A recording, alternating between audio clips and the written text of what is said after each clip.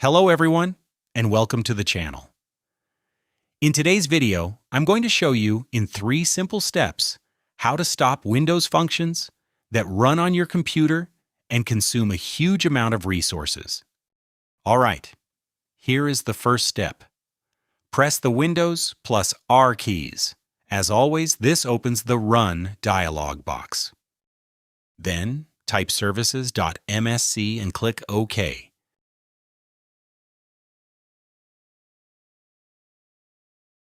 As you can see, a new window called Services has opened.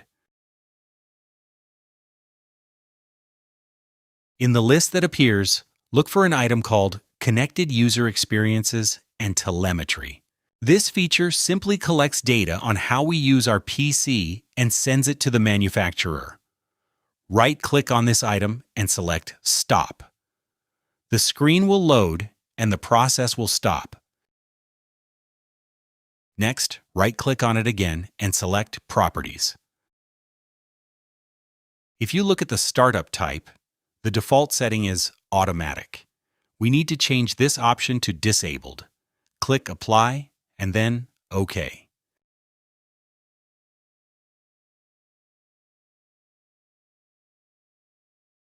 Here's the second step. There is another setting in Windows that is active by default.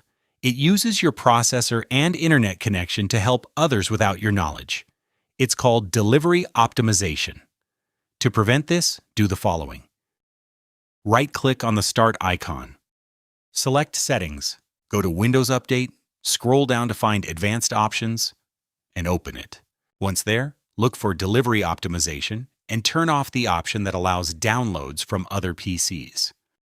This prevents Windows from using your computer and your bandwidth to send parts of updates to strangers on the internet. Finally, let's move on to the third step for freeing up RAM. To do this, we'll use an application called RAMMap, which we can download directly from the Microsoft website. Type RAMMap into your browser. When the search results appear, select the first option.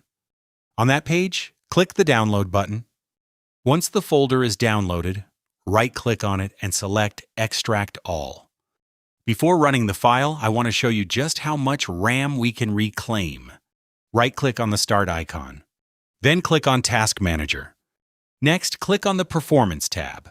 You'll see the large amount of memory currently being used for the cache.